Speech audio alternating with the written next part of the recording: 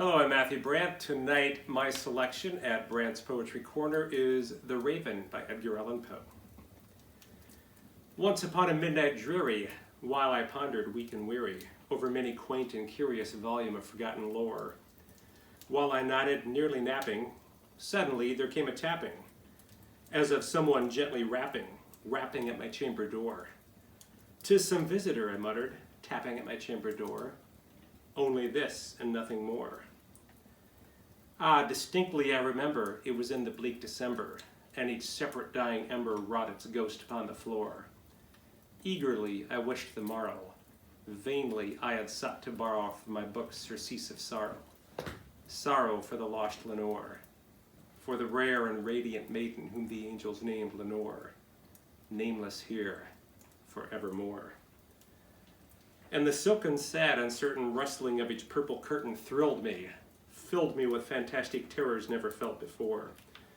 So that now, to still the beating of my heart, I stood repeating, "'Tis some visitor entreating entrance at my chamber door, some late visitor entreating entrance at my chamber door. This it is, and nothing more." Presently, my soul grew stronger, hesitating then no longer. "Sir," said I, or "Madam, truly your forgiveness I implore, but the fact is I was napping, and so gently you came rapping, and so faintly you came tapping at my chamber door, that I scarce was sure I heard you. Here I opened wide the door. Darkness there and nothing more." Deep into that darkness peering, long I stood there wondering, fearing, doubting, dreaming dreams no mortal ever dared dream before. But the silence was unbroken, and the stillness gave no token, and the only word there spoken was the whispered word, Lenore. This I whispered, and an echo murmured back the word, Lenore. Merely this, and nothing more. Back into the chamber turning, all my soul within me burning, soon again I heard a tapping, something louder than before. "Surely," said I, "surely that is something at my window lattice. Let me see, then, what thereat is, and the mystery explore. Let my heart be still a moment, and this mystery explore.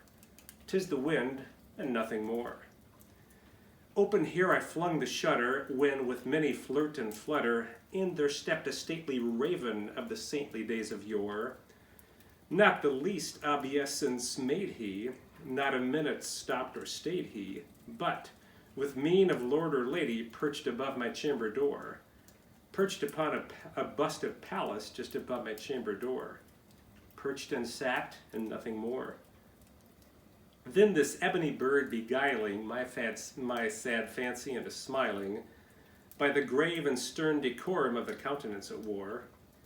"Though thy crest be shorn and shaven, thou," I said, "art sure no craven, ghastly, grim, and ancient raven wandering from the nightly shore.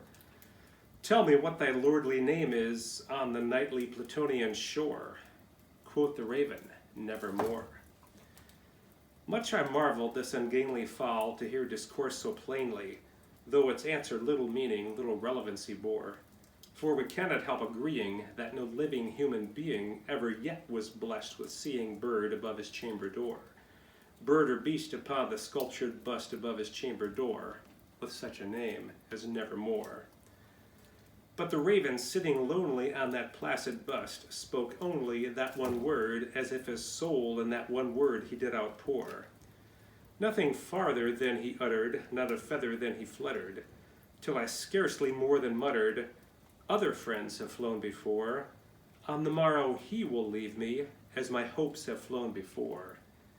Then the bird said, "Nevermore." Startled at the stillness broken by reply so aptly spoken, "Doubtless," said I, "what it utters is its only stock and store, caught from some unhappy master whom unmerciful disaster followed fast and followed faster till his songs one burden bore, till the dirges of his hope that melancholy burden bore, of never, nevermore." But the raven still beguiling all my sad soul into smiling, straight I wheeled a cushioned sheet in front of bird and bust and door. Then upon the velvet sinking, I betook myself to linking fancy unto fancy, thinking what this ominous bird of yore, what this grim, ungainly, ghastly, gaunt, and ominous bird of yore meant in croaking nevermore. This I sat engaged in guessing, but no syllable expressing to the fowl whose fiery eyes now burned into my bosom's core. This and more I sat divining, with my head at ease reclining on the cushion's velvet lining that the lamplight gloated o'er, but whose velvet violet lining with the lamplight gloating o'er she shall press, nevermore. Then methought the air grew denser, perfumed from an unseen censer, swung by seraphim whose footfalls tinkled upon tufted floor. Wretch, I cried, thy God has lent thee, by these angels he has sent thee, respite, respite and nepenthe from thy memories of Lenore. Quaff, oh quaff this kind nepenthe, and forget this lost Lenore. Quoth the Raven, nevermore. Prophet, said I, thing of evil, prophet still, if bird or devil, whether tempter sent or whether tempest tossed thee here ashore, desolate, yet all undaunted, on this desert land enchanted, on this home of horror haunted, tell me truly, I implore, is there balm in Gilead? Tell me, I implore. Quoth the Raven, nevermore. Prophet, said I, thing of evil, prophet still, if bird or devil, by that heaven that bends above us, by that God we both adore, tell this soul with sorrow laden if, within the distant Aden, it shall clasp a tainted maiden whom the angels named Lenore. Clasp a rare and radiant maiden whom the angels named Lenore. Quoth the Raven, nevermore. Be that word our sign of parting, bird or fiend, I shrieked upstarting. Get thee back into thy tempest and the night's Plutonian shore. Leave no black plume as a token of that lie thy soul hath spoken. Leave my loneliness unbroken. Quit the bust above my door. Take thy beat from out my heart, and take thy form from off my door. Quoth the Raven, nevermore. And the Raven, never flitting, still is sitting on the pallid busted palace just above my chamber door. And his eyes have all the seeming of a demon's that is dreaming, and the lamplight o'er him streaming throws his shadow on the floor. And my soul from out that shadow that lies floating on the floor shall be lifted nevermore.